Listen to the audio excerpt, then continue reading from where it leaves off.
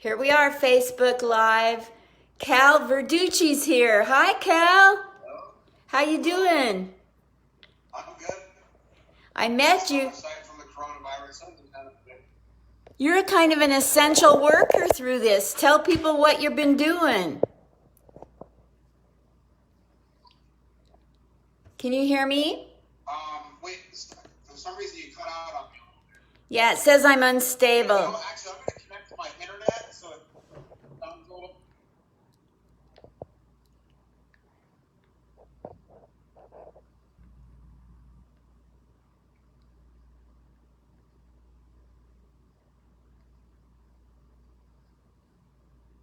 He'll be right back. He's connecting to his internet.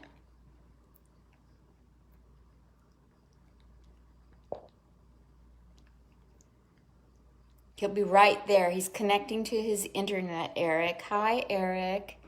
Love you, man. It's me. What happened to this? What happened to the picture? What did I do? You have to go down to the bottom left and click on your camera. Oh, there we go. I got it. You did it, Cal. I wanted to connect to my internet because it sounded like I had a bad connection. No problem. It's probably me. It's telling me that I'm unstable. You're unstable? Yeah, it says I'm unstable. Well, that thing's really judgy. I pay for this. And I'm Jewish, and I'm paying for this. Anyway, Cal, back to you. Welcome to the show. I'm doing Meet My Comedy Friends. I met you in Vegas at the Tickle Me Club Lounge. Yes. You slayed that room that night Nikki Carr was headlining. How many years? Yeah, I was just ready to start maybe getting some more dates there, and then all of a sudden, coronavirus. Here we go. The coronavirus. Everybody was ready to have the best year of their life, and then the corona hit. Yeah, I know. It stinks. I mean, I moved out here. I was here for literally like a month, and I was just starting to get some dates going, and then all of a sudden, coronavirus. I know, you are such a great comic. I was blown away. How long have you been, you've got to get booked some more. How long have you been doing comedy? Actually, I've been doing comedy for 25 years. I started when it'll be 26 years, and actually coming up this month, it's 26 years, yes. Oh my gosh. Do you know most men can nail down the anniversary of their comedy birth, but not how many years they've been married? What's that about? You know, it's funny you say that because I'm divorced, and when people ask me, how long were you married for? I'm like, oh, hold on, let me try to remember. I swear. Exactly. It's sad but true. Yeah. Where all have you done comedy, and who all have you opened for? I mean, I've done comedy in, I would say...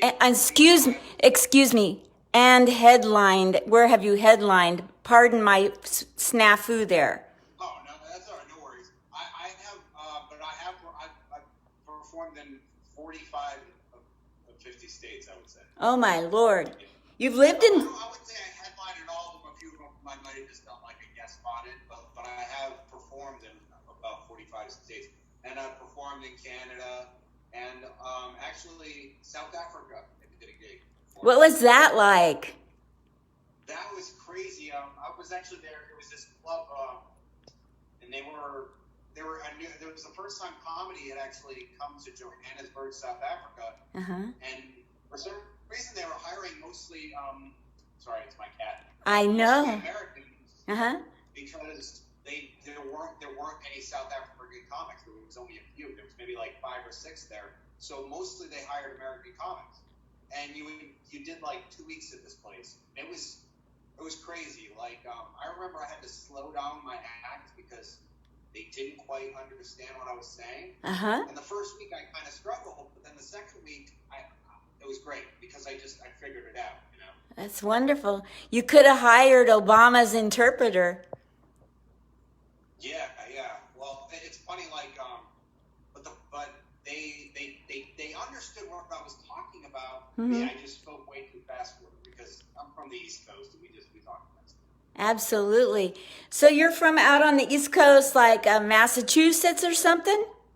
Yes, Massachusetts. Yep. A little. I have no Boston accent because I've lived in too many places where I don't know, I kind of lost it years ago. Yeah. I was actually born in Rhode Island anyway, so technically I wouldn't have a Boston accent. So what made you go into comedy? Well, I went to when I was a teenager. I went to go see Jamie Foxx, Yeah. and for some reason I got in. I don't know how I got in. This one comedy club didn't check IDs, and I was like, this is really fun. I need to go to more comedy shows. I started going to comedy shows, and I would watch some of the guys and be like, I could do better than this person. I could do better than this guy. And I went to open mic, and I got hooked on it right away. I mean, I was always the class clown anyway, and I was always the person who imitated the teacher, and I always did impressions as a kid. So. How many impressions do you do? God, I mean, if I counted, I would say at least 100, but not like I actually do all of them like in my act. I just over the years, those are ones that I have done, and a lot of them are ones that like no one would ever know of anyway. So I would do that in comedy. I'm barely able to do an impression of myself. It's hard. It's one of those things where you have to. It has to be something that you're kind of born with. I don't think it can be taught. Yeah. Because I was doing it when I was like 10 years old. I was doing impressions. You know what I mean? I was doing like Bobcat Goldthwait and like Pee Wee Herman when I was a kid. And I remember like adults would be like, "Oh, do that impression." And I was like 10 years old. Wow. So the very first time you got on stage, take me through that experience. How did your first time on stage go? Well, I mean, it was very awkward, but I actually did get laughs. What it was actually, I was going to college in Chicago, and the only open mic was an all-black comedy club. So I went out to this all-black comedy club, and I was a little intimidated because I was the only white guy performing. But I went up there and I had an act, but I forgot it because I was so nervous. So I just like ended up making fun of the fact that I was a white guy in an all-black comedy club. And for some reason they loved me. For some reason they liked me, and I had a good set. I didn't like destroy, but I had a pretty good set. And then I probably didn't get up. I probably didn't do comedy again for maybe like another month or two after that until I got home from college, and I went to the Comedy Connection in Rhode Island when I got home and started going to that open mic, and then I just got hooked on it. Yeah. I think that's great. What is the biggest lesson you've learned by grinding this many years at comedy? The biggest lesson I've learned is that funny has nothing to do with the comedy business. Really? Literally, sad but true. It's all credits and who you know. And hold on a second, my cat just jumped on the drapes. It's all about cats jumping onto what? Yeah. So it's all like, unfortunately, it's not what, it's who you know. It's sad, but it wasn't like that in the beginning. It used to be about being funny, but now it's become about being famous. Yes. And it's sad. That's what the comedy club business has become, because a lot of these guys, they've been on, like, let's say they were on our show and they did like 5 minutes, and they get booked on, but they don't have 45 minutes.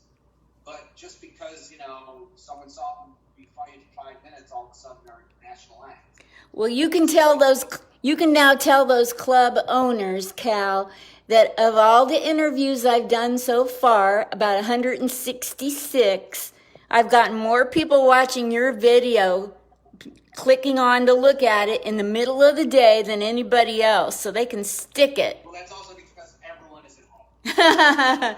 No, because like everybody's at home for the other people too, but you've gotten a lot of people on here. They're not staying long because, we all have ADD, but what's your cat's name? Her name is Jamie Lee Curtis. Oh, that's right. Yeah. Yeah, she's like more of a star than I am any day. People love. She's all over Facebook. Yeah, She's fighting me. Great. tell us. I love them. They're also douchebags. They're also what? Douchebags. Yeah. Cats. Yeah. They're like even female cats are just like men too, you know. Like Well, yeah, it's funny. I've been told, why did you get a female cat? They're so much worse. I don't know. yeah. It's one of those things where you pick up the cat and it feels like the right cat. And you're like, okay, I'm gonna take her. So Tell us some things about you, Cal, that would make people fall in love with you. You know, like what are some things? Do you like boxing? Do you like to go to participate in certain things? Do you like to watch certain things? I love to sing. Yeah? I love You're a karaoke dude. Yeah, I'm a karaoke junkie. Like I love to sing. If I wasn't in comedy, I mean, I might have gone for something in singing. But the problem is, I can't write a song. That's the problem. Like, I only write. As a matter of fact, I only have the ability to write like song parodies, which you've seen. I think you saw me do that one. Hilarious. And yeah, like I can't just write like a whole song, like some creative, beautiful. Like, I can't do that. But I can take a song and change it around and make it silly. So that's a real talent, though. You know. What else do you like? Are you into any sports? Oh God, you know it's funny. I am the only guy on the planet who hates sports. Really? I'm a movie junkie. That's my thing. What kind of movie? Star Wars? Did I see something about liking really? Love anything Star Wars except for the prequels. and horror movies. I'm an absolute horror movie nut. And I'm kind of a horror movie nerd to the point where I'll argue with people about horror movies like all the time. It's sad. So is that where you got the Jamie Lee Curtis kitty cat name? Yeah?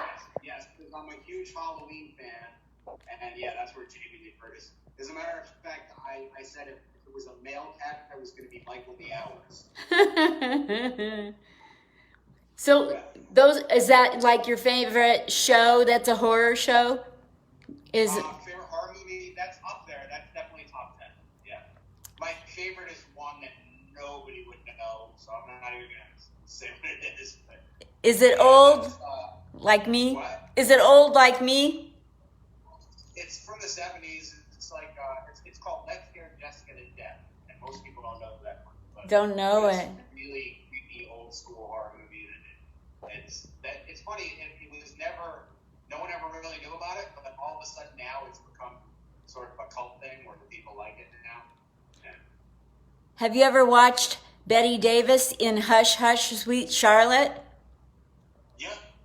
And what was the other one? Baby Jane. Yes. I saw that one. Yeah. Yes, I love that one. What about that one that came out in the 70s where that girl's head spun around? Yeah. That's top 10 of all time, too. That's a classic. So you just moved here not too long ago. What was the last state you were living in? I was living in Florida, South Florida, which is possibly the worst place ever to be a stand-up comic. I mean, it's got a scene, but there's only a few comedy clubs, and they're all like improvs, and improvs are basically only hire famous people. So like, there's not much work. I mean, there's only like one night shows. And, yeah, it just wasn't a good place to be for comedy. What city were you in, Cal? I was in West Palm Beach. Whoa. Yeah. There's a lot of Jews there. Yes, there are. Well, it's funny, like, and South Florida is basically New York City. Yes. It is. I mean, because New Yorkers, they hate cold, they get tired of it. They go to South Florida. It's also New Jersey, New York, Massachusetts too, just a lot of people in the Northeast in general. Yes. Yeah. I lived in Florida twice in my life. And it feels like it's where you go to hang your life up. Yeah, well, that's another reason why I wanted to leave. I felt like, yeah, this is not where you go to make it. This is where you go to just to give up, you know. And it was fun living there. Like I made a lot of friends there. Went to a lot of karaoke. But as doing comedy there, I just felt like, oh, this place is not. Yeah. And also, Vegas is a city that embraces the entertainer, whereas a comedy, some cities don't embrace that as far as comedy. You know, like they see it as, oh, you do impressions of music, oh, that's acting. You know, but you go to like Vegas and they're like, oh, we love that here. So that's why one of the reasons why I came here. Plus, it's a lot cheaper to live here too. You know, Plus what? it's a lot cheaper to live in Vegas. A lot cheaper. Yeah, way cheaper. Yeah, I mean, I lived in LA. You lived in LA, right? Yep. Yeah, in LA compared to Vegas, I mean, it's so much cheaper here. Yes. The same jokes I did in Portland and SoCal got mediocre at best results, but here people tell me I'm killing with the same stuff. Yeah, well, probably because they were offended by it there. Right? Exactly. Like, I remember when I performed in LA, I would mostly just do impressions because I knew they would get offended by most of my regular material. Wow. And the worst part of LA is the only place where the comics are more offended than the damn audience. What? That's crazy. Yeah, I remember. Yeah, I mean, I see comics on Facebook all the time from LA posting like, I can't believe you comics are still doing these jokes. They're so insensitive. It's like, you're a fucking comic. What? By the way, am I allowed to swear? I don't even know. Yeah. No, Okay. What's weird is this whole PC thing is stripping away our freedom of speech. It really is. And back when I started, there was no PC. You said whatever you wanted. You'd still get the comedy clubs to be like, oh, you gotta, you can't say fuck too much or whatever. But it wasn't. PC wasn't an issue when I started. It was just about, it was about being funny. Especially in Boston, where I started. I mean, Boston comics are edgy, and it breeds like edgy, fast, in your face comedy, and to be told that that's not what you're supposed to do now is just so lame to me. I don't listen to these people that say, oh, you should be sensitive toward, no, I don't listen to you. I listen to the audience. If the audience is laughing at it, that's where I'm going to go. There you go. And that's the thing, like, it's almost, the PC thing is almost kind of an illusion, where the audience most of the audience doesn't actually feel it. Most of the audience doesn't what? Most of the audience doesn't really feel that way. They don't actually want PC comedy. It's just that there's this small group that's really noisy about how they like it that way. But for the most part, most people still like, edgy comedy. What's the biggest tip you'd like to give younger comics? Because you've been in it over 2 decades, right? 25 years. The biggest tip I would give to them is just to keep getting on stage. Practice. And don't, I would say just keep getting on stage and stop thinking that you should be famous as soon as you start. Because a lot of younger comics, they literally have been doing comedy for like 6 months, and they're like, oh, I want my Netflix special. It's like, it doesn't work like that. You gotta work. You gotta work your ass off to get better. Yes.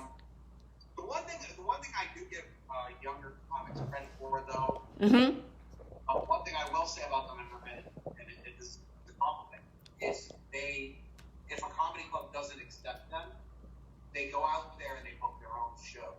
And I really do respect them, because back in the day we didn't do that much, They do get right out there.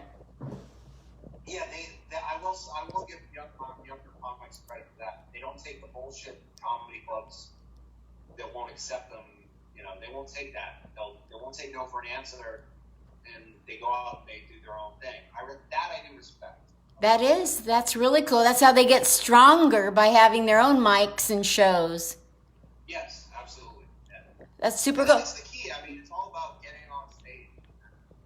And that's the problem is so many people, they want to skip that step and just go straight to the vein. It's like, no, you got to work. You got to work.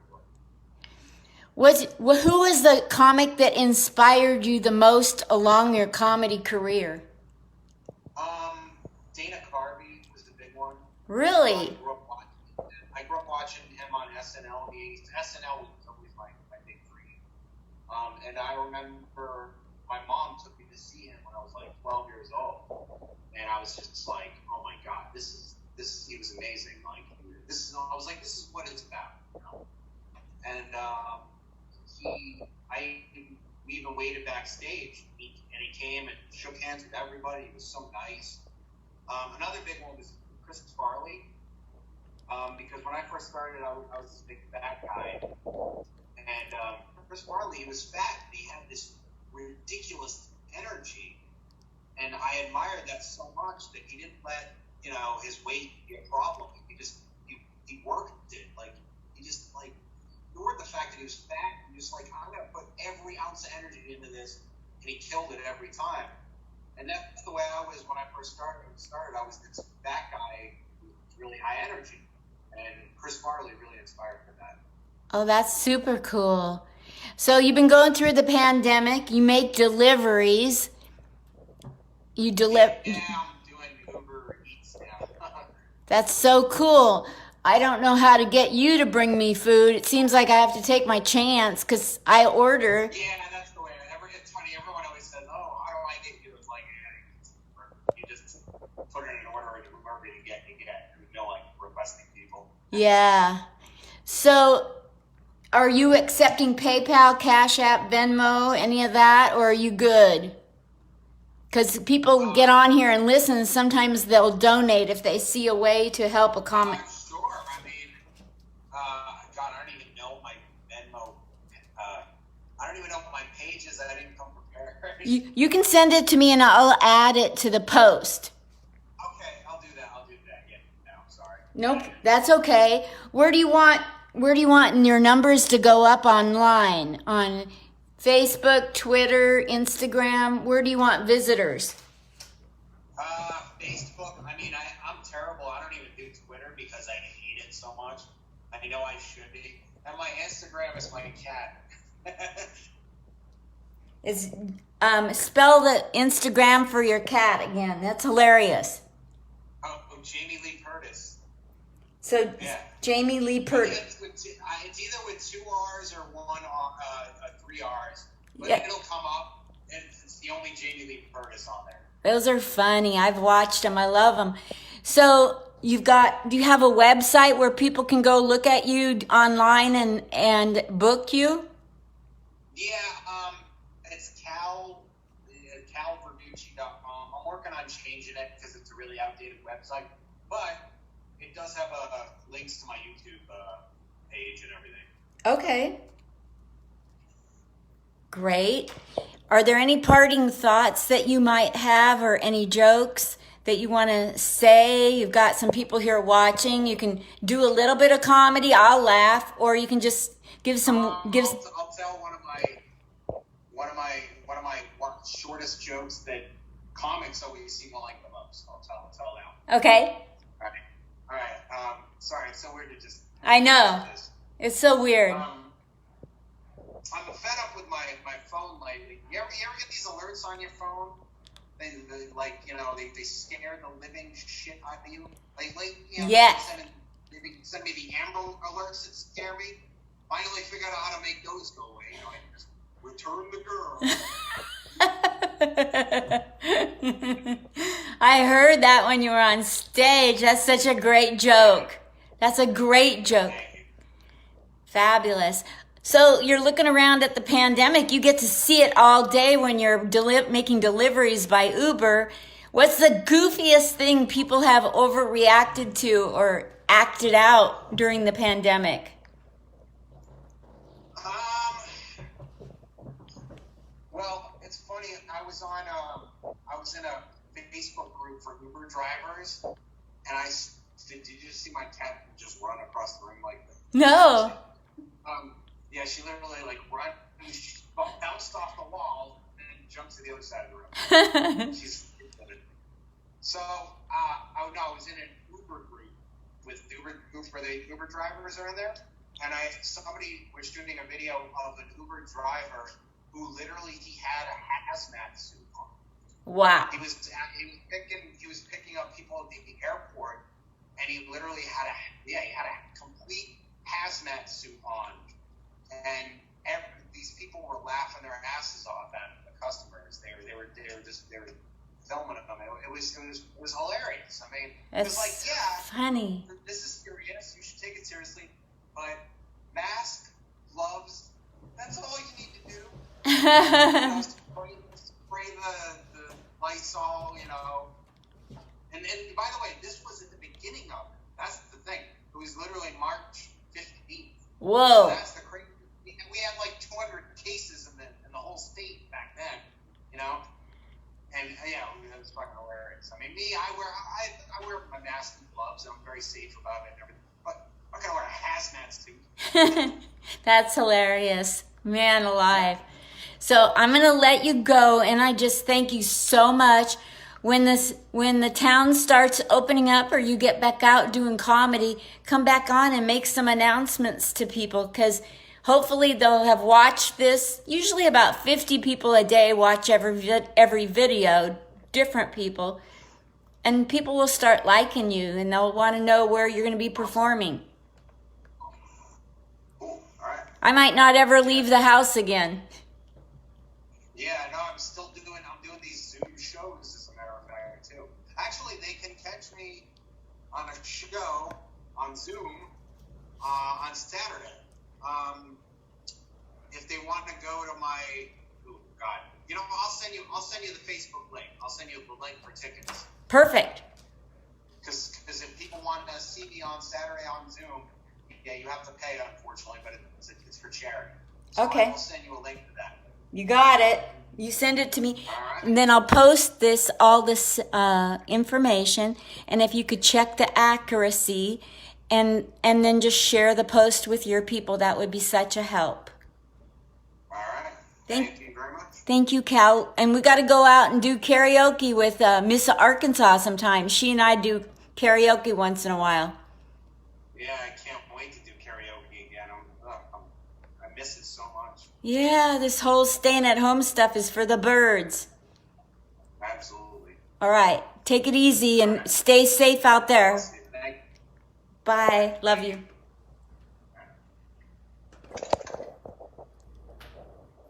Well, he was awfully sweet to give an interview.